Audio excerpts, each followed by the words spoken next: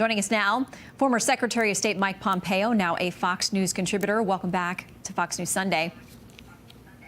Good morning. It's great to be with you, Shannon. All right, let's start with the UK, and it's telling us that it's discovered a plot that Russia is trying to put a Russian-backed or Russian-sympathetic individual as the new leader in Kiev. The NSC here on the U.S. stateside says this kind of plotting is deeply concerning. The Ukrainian people have the sovereign right to determine their own future. We stand with our democratically elected partners in Ukraine. A number of Russian officials calling this misinformation. Their embassy in the UK saying this: we are resolutely calling upon London to stop the stupid rhetorical provocations, quite dangerous in the current heated situation, and to contribute to the genuine diplomatic efforts aimed at ensuring reliable guarantees of European security. Given word of this potential plot, which could it be done short of force, how does it play out? Where are we this morning? Shannon, it doesn't surprise me. I assume that the UK reporting is real. Vladimir Putin has wanted to put Russia-friendly leaders in the capital in Kiev in control of that country for an awfully long time now. He's tried to do so through political gamesmanship, coercion, all the kinds of things, the tools of statecraft that are sub rosa, not overt. Now he appears to be massing troops not only inside of Western Russia, but inside of Belarus as well. A short run down into Ukraine from there, preparing coercive force, the capacity to change what the Ukrainian people want from where they are today, with President Zelensky running an important country, a country that matters to the United States. He wants to put someone friendly to Russia.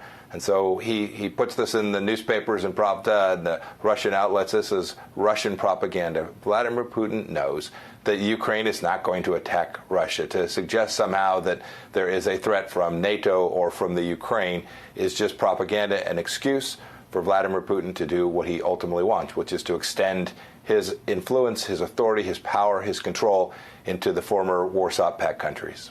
So you mentioned the multiple fronts now potentially unfolding. There is face-to-face diplomacy. Our Secretary of State Antony Blinken with Russian Foreign Minister Sergei Lavrov, they've had conversations. We're told the next step in this is that the U.S. is going to provide written answers to some of Russia's demands. They've included things like Ukraine can never join NATO.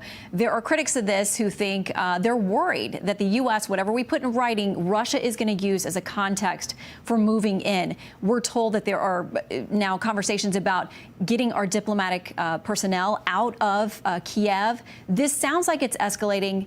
How do we bring it back from the brink? Can we? Shannon, it's awful late. The real hard work of deterrence would have happened a long time ago, a year ago, when President Putin demanded that we give him a New START treaty extension. We gave it to him for nothing. When they had Russian cyber attacks and they shut down the Colonial Pipeline, we told them you can only attack certain sectors, but 16 are off limits. When we left Afghanistan in the way we did, those were the places where the administration had the chance to establish deterrence. Putin saw this. And so these tactical things today about whether our families will stay in Ukraine, we've got to do the right thing and take care of our families. But these tactical things aren't what causes Vladimir Putin to recalculate his cost-benefit analysis.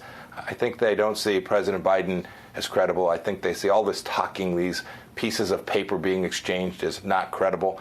They don't do the right thing. They don't protect the American people, establish deterrence, and reduce the risk that what President Biden called a minor incursion. It reminded me, Shannon, of when President Obama called ISIS the JV, right? Same kind of downplaying of risk.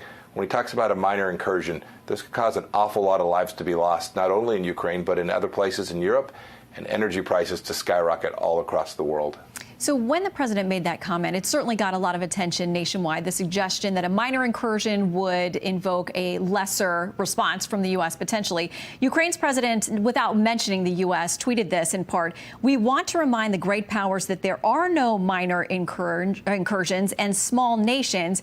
President Biden made some attempts to clean that up. Here's one of them. I've been absolutely clear with President Putin. He has no misunderstanding. If any assembled Russian units move across the Ukrainian border, that is an invasion. So the earlier comment makes it sound as if the U.S. assumes Russia is going to do something. Is this lack of clarity hurting our ability to negotiate? You know, Shannon, if you listen closely, even to President Biden's attempt to clean it up, he said if there's any assembled units, we need to be unequivocal when one speaks in diplomacy, especially in the age of cyber and space and true capabilities that exceed what we had seen during the time of World War II. If there's room for doubt, if there's space, Vladimir Putin will drive a truck through that gap. He will perceive any weakness, any gap. He'll say, well, we didn't send an assembled unit, it was disorganized. These are the kinds of things that are listened to very closely. You can tell by the response of President Zelensky. He listened very closely. We had deterrence for 4 years. Vladimir Putin didn't do these kinds of things. He didn't threaten. He didn't use coercive activity to try to push back on NATO in the way he did. We made sure NATO was focused on its mission. And when we did that, Vladimir Putin respected us. We had respect for him and his power. He's a very talented statesman. He has lots of gifts. He was a KGB agent, for goodness sakes. He knows how to use power. We should respect that. And if we did that, we could make sure we do the things that are right for the American people and reflect well on our country's history and traditions, and pushing back and making sure that Europe and the Western world stood together. So your successor, Secretary Blinken, said just moments ago, if one more Russian force goes into Ukraine in an aggressive way, that would trigger a significant U.S. response. What does that telegraph to you? What kind of response? That's a much stronger statement than the one that you just played for me from the president. I hope they're serious about this. I hope they are prepared not only to speak about this and that they have a plan, but they have an execution matrix that sits underneath that so that they are prepared to actually do this in real time, and it doesn't take days of meetings and discussions with allies and friends, that there is a plan to execute a response that is commensurate with the activity that the Russians take. These are the kinds of things that reduce risk, Shannon. It's how we prevent there to be a significant outbreak of conflict and war in Europe. America can lead. We can't lead from behind. We have to be the leader. We should be flying weapons and systems into Ukraine every single day, making a demonstrable commitment to the Ukrainian people who have demanded the simple thing to have their own sovereignty and democracy in their country. Okay, just months ago, we had a disastrous withdrawal from Afghanistan. People across the political spectrum agree on that. We lost an additional 13 lives. Many people feel needlessly because of the way that withdrawal was done. So, of course, there are many Americans who are very wary about us getting involved in anything else. Over at the Cato Institute, this piece says, Ukraine is at best a peripheral U.S. interest. The Ukrainian people are entitled to set their own course, but are unlucky. They are sharply divided and live in a bad neighborhood. This is not America's responsibility to set right. So what is the proper U.S. role here? Well, no one's suggesting that we send the 24th Infantry Division or the 82nd Airborne into the Donbass. The suggestion is that America use its enormous capacity, its economic capacity, its diplomatic tools, all the skills of statecraft to prevent an incursion on a sovereign country like the country of Ukraine. So the Cato folks can play the straw man and say, gosh, we shouldn't send our military in, but no one's suggesting that. What we're going to do, if we get this right, is we're going to do what we did in the Trump administration. We're going to support governments that have outlined their boundaries. We protect our sovereignty at the southern border. That's what we did during our 4 years. Other countries should be permitted to do that, and no rogue nation like the Russians should be permitted to violate that sovereignty without a response from the Western countries, including NATO.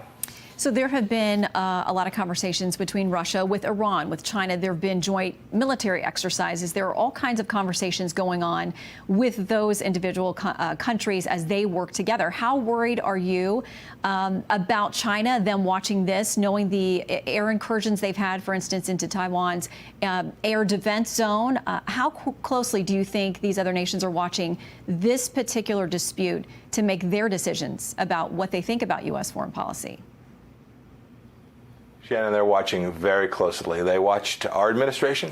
When Qasem Soleimani threatened the United States, we took a strike. When we were under assault from different places in the world, we responded in a way. President Trump said, if you use chemical weapons in Syria, we'll respond. We did. We did it all without sending thousands of soldiers or creating a war any place in the world, Shannon. So they're watching very closely. They're watching to see if this administration has the resolve and the steel to use all of its tools to preserve sovereignty for a nation like Ukraine. I promise you, not only are Xi Jinping and Chairman Kim and the Ayatollah watching, but so are the people of Taiwan, the Iranian people, and the Chinese people as well. The whole world watches how America leads, and when we fail to do so, we create instability, and the cost, the risks to people in Iowa, Nevada, and Kansas, my home state, are real. We have to get this right.